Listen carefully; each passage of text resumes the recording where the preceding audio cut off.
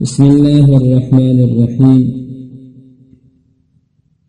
حضرت مولانا مفتی محمد شفیع رحمۃ اللہ علیہ نے معارف القرآن جلد نمبر 7 صفحہ 687 پر حضرت یحییٰ ابن اکثم رحمہ اللہ تعالی عنہ کا واقعہ لکھا ہے کہ جب ان کا انتقال ہوا تو ایک شخص نے ان کو خواب میں دیکھا، ان سے پوچھا کہ کیا گزری؟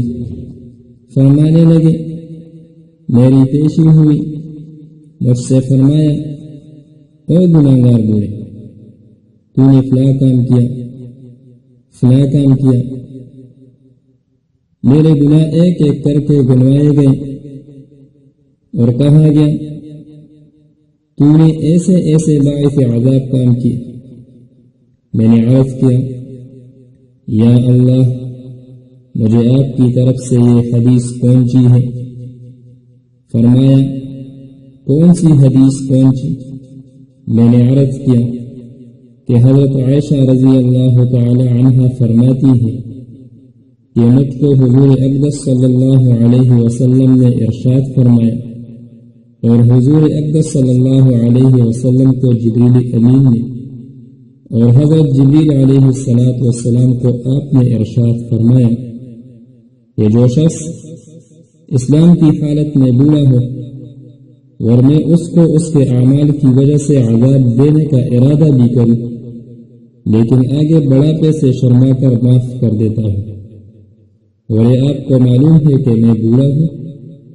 اللہ جل شانہ ارشاد فرماتے ہیں کہ سب نے سچ کہا ہے۔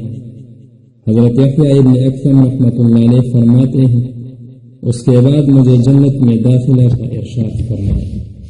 تو میرے محترم بھائیوں اور دوستوں، اس واقعہ کے اندر بوڑھے مسلمان کے لیے بہت بڑی خوشخبری ہے کہ اللہ تعالیٰ کو ان کا بڑھاپا دیکھ کر عذاب دینے سے حیا آتی ہے، ان پر رحم فرماتا ہے اور معاف فرما دیتا ہے۔ ان بوڑھوں کو بھی کچھ شرم کرنی چاہیے، ایسے نہ ہو کہ بڑھاپے میں بھی گناہوں میں مبتلا رہے، اللہ تعالیٰ کی نافرمانیاں کرتا رہے، فسق و فجور کبائر کا ارتکاب کرتا رہے، بلکہ ان کو چاہیے کہ اپنی آخرت کو یاد کر کے زندگی میں جو کچھ ہوا اس سے توبہ طائب ہوتا رہے اور ہر وقت موت کے لیے تیاری کرتا ہے اور گناہوں سے اجتناب کرنے کی مکمل کوشش کرے، اس لیے کہ جب آدمی بے پرواہی سے گناہ کرے گا تو اللہ تعالیٰ کو اور بھی غصہ آئے گا۔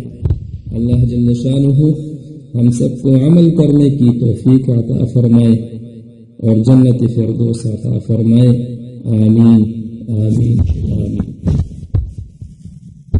آپ حضرات سے درخواست کرتے ہیں کہ ہمارے چینل کو سبسکرائب کریں اور بیل آئیکن پر کلک کریں اور اس ویڈیو کو لائک کریں تاکہ ہمارے حوصلہ افزائی ہو جائے۔ شکریہ۔